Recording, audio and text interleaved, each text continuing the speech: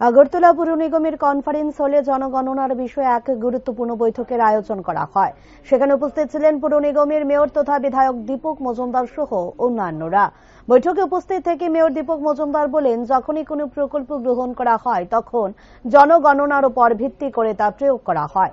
আগামী দিন সুগঠিত ভারত ও ত্রিপুরা গড়ার ক্ষেত্রে জনগণনা একইভাবে গুরুত্বপূর্ণ ভূমিকা গ্রহণ করে। তাই তিনি আশা রাখেন, যখন জনগণনার কাজে যুক্ত কর্মীরা বাড়ি বাড়ি যাবেন তখন প্রত্যেকেই তাদেরকে সাহায্য সহযোগিতায় এগিয়ে আসবে।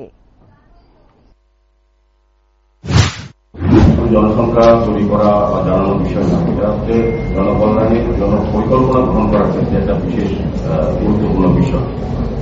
যখনই কোনো আমরা প্রকল্প রচনা করা কেন্দ্র সরকার হোক, রাজ্য সরকার হোক বা বিভিন্ন জায়গা থেকে, তখন জনসংখ্যা ভিত্তি করে কিন্তু পরিকল্পনা গ্রহণ করা হয়।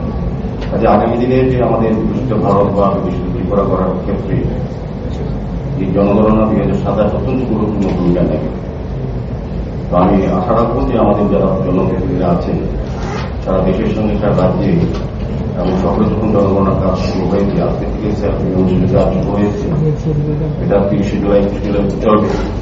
আর জনগণনা আপনাদের অগাস্ট অব্দি চলবে। আপনারা যদি বাড়ি বাড়ি যখন যাবেন, যারা এই সঙ্গে যুক্ত আছেন, যারা কর্মচারী বন্ধুরা বা যারা অংশগ্রহণ করবে জনগণনার কাজে, তাদেরকে সম্পূর্ণভাবে সহযোগিতা করার দায়িত্ব আমাদের থাকে।